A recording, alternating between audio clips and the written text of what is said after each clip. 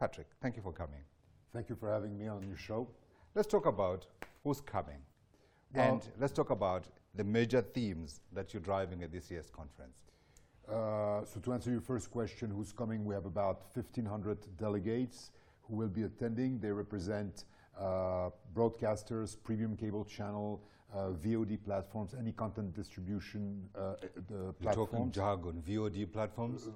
Video on demand, SVOD, the Showmax, the Netflix of this world. There are some of us who still live under little rocks. Go on. So we bring buyers from all over Africa. Right.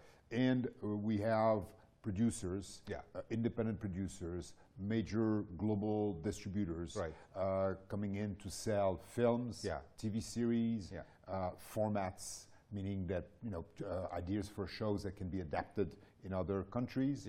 They come to DISCOP Johannesburg to buy, sell, and more so co-produce. Absolutely. So content is vast. I mean, my head is spinning as I'm trying to think about the possibilities here. So let's break it down a little bit if we can. Let's talk about general entertainment content in the first place. How vibrant is that scene? We've all heard, of course, about Nollywood and what Nollywood is doing, but what about the other parts of the continent? We're past Nollywood.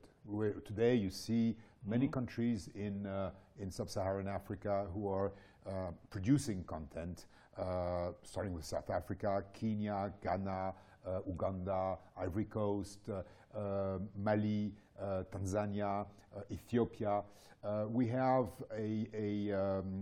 twice as many independent producers from sub-Saharan Africa today in Johannesburg than we had last year at the same time. Okay, let's listen in to another voice before we come back and continue, because I want you still to talk to me about the other segments other than entertainment. I mean, there's also the news side. I don't know how much of it you hear, because we know that the international broadcasters kill us. But let's listen in.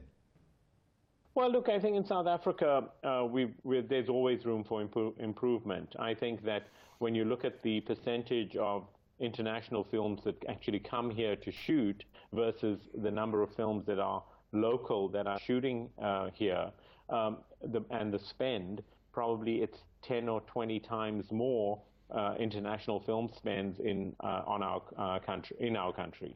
But I think government has recognized that the film industry has enormous potential and has continued to support it, which is a great thing. But I also feel that we need to partner and do co-productions with our African counterparts, and I think the industry, given technology and cell phones and all the mediums that we have, is going to continue to grow the industry. And okay, so let's talk about the other side, the news side, like I was saying before we listen to him. The news side, you mean like all the... like people like me, the guys who just tell the story like it is. How big a segment is that now of the overall film market, as well as your general entertainment and news industry? News will always be important.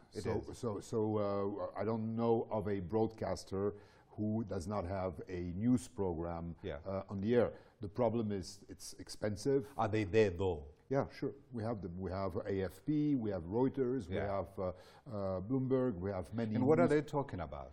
They're selling content. They're offering their content to stations who are looking for news reels from all over the world. So they're here to sell content as other content suppliers are attending. They are there to sell stories. Off the top of my head, I'm thinking if you had said that about 10 years ago or 15 years ago, your head would have been chopped off to say you're selling content. How dare you? But times have changed, right? You mean like news providers? With the news, yes, absolutely. But now we all accept. I mean, interestingly, and this is outside of the film industry, I saw The Guardian the other day talking about their new model of funding where they invite their readers to contribute. It could be $1 here, $1 there, or £10 or £20 and that kind of thing in terms of funding. But that's not our discussion today. I wanted to know the major themes that you're focusing at this year's meeting. Well, we only focus on one theme, business.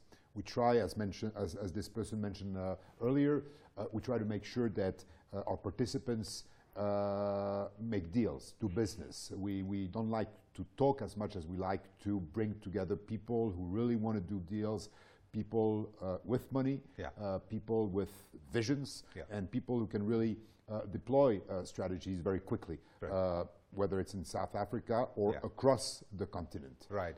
So we keep hearing about money that is coming into the country, investments coming from other parts of the world, and the huge potential of the film industry. Are you seeing any evidence of that? Will there be any deals done there that you guys are going to be likely?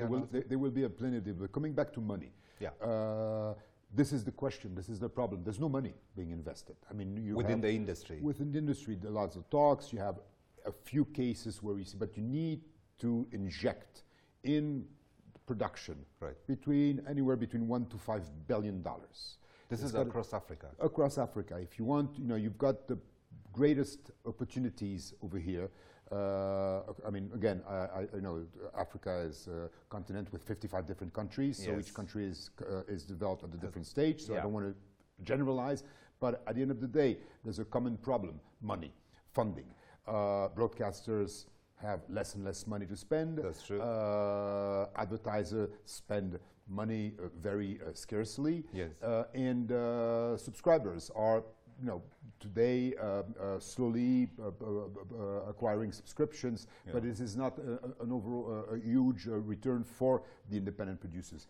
I think it's the role of banks, of funds, to put money down, say, okay, here's the money, we'll jumpstart this industry, really, and we'll help those who create content to begin with. These independent producers who have great talent, who have great energy, and some of them do find money, and we see our greatest growth is to see that we have more and more and more companies from sub-Saharan Africa who come here to sell content, to co-produce projects. I referred earlier to the Guardian funding model, and I think it's a conversation we can also have in terms of the funding models available to the film industry as well as the general entertainment industry. And that it's one of the challenges, isn't it? To find the right model that is able to compete in this digital age while at the same time offering good content. Do we have any answers as to how that might look like in the future? Is it subscription? Is it open public platforms? What would it look like? We don't do forecast anymore. Whatever it's going to be, will be. What is for sure, there are unbelievable fundamentals.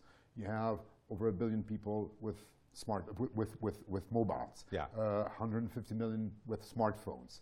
The day there will be in broadband available, much cheaper broadband access, there's going to be a tremendous revolution across the continent. So I think it's very difficult to put a forecast on the table based on historical ideas that have been developed in other countries, because that's how the industry is going through huge changes. Not just here, but all over the world. Absolutely. Everybody's trying to figure out how they're going to live, how they're going to be still around in a few months from now. So that's why I say forecast is today very difficult. I mean, there are a lot of people who make great livings making forecasts. We look at the current situation. We see how difficult it is for independent producers to access funding. We see how difficult it is for broadcasters to establish themselves in an environment where you have a lot of competition, as you said. But at the end of the day, the consumer loves watching content on their screens. At the end of the day, you have greater stories that are being told in comparison to a few years ago.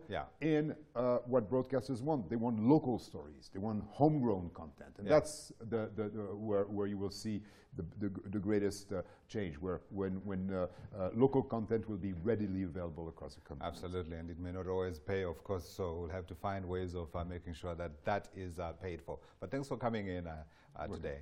Okay, I was chatting there to the CEO of DISCOP, Patrick Zuchowicki.